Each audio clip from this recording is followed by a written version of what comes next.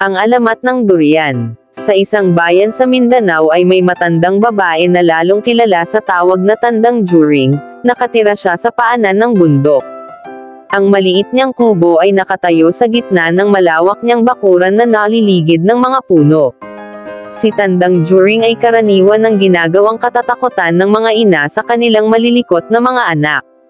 Sabi nila ay lahi ito ng mangkukulam kung kaya dapat iwasan. Si Tandang Juring ay nasanay ng mamuhay na nag-iisa. Mula nang mamatay ang asawa at mga anak ay hindi na siya umalis sa paanan ng bundok. Tahimik siya ang tao at dahil matanda na ay mas ibig pa niyang asikasuhin na lang ang mga tanim na halaman. Masungit si Tandang Juring kaya iniiwasan ng mga tao noong kamamatay pa lang ng mga mahal niya sa buhay ay marami ang nag-alok ng tulong ngunit tinanggihan niya. Sa ngayon ay unti-unti na ring lumayo sa kanya ang mga tao hanggang maging panakot na lamang siya sa makukulit na mga bata. Ilang taon ang nagdaan. Ang dati ay makukulit na mga bata ay malalaki na ngunit si Tandang Juring ay gayon pa rin. Nag-iisa sa kubo sa paanan ng bundok at hindi nakikisalamuha sa mga tao.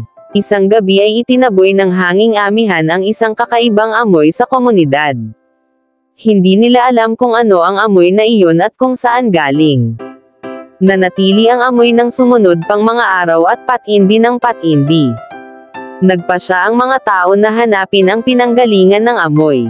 Nagkaisa silang puntahan ang kubo ni Tandang Juring at natiyak na doon nanggagaling ang amoy. Hinanap nila ang matanda ngunit hindi nila ito nakita, sa halip ay nabaling ang pansin nila sa isang puno na ang mga bunga ay may matitigas na balat at matatalim na tinak. Dahil sobrang hinoy ay nagsisimula ng bamuka ang mga prutas. Isang lalaki ang umakyat ng puno para kumuha ng bunga. Nagtakip sila ng ilong nang buksan ang prutas pero pare-pareho ring nasarapan sa lasa ng prutas na iyon. Nagsipitan sila ng mga bunga at iniuwi sa kani-kanilang bahay. Nang may makasalubong silang isang matanda na taga-ibang lugar at itinanong kung ano ang dala nilang prutas ay isa ang sagot nila, bunga ng tanim ni Tandang Juring yan, sabi nila. Juring yan ang pagkakaintindi sa kanila ng matanda.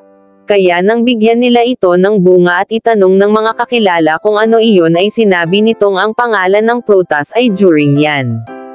Kalaunan ay nagiging durian.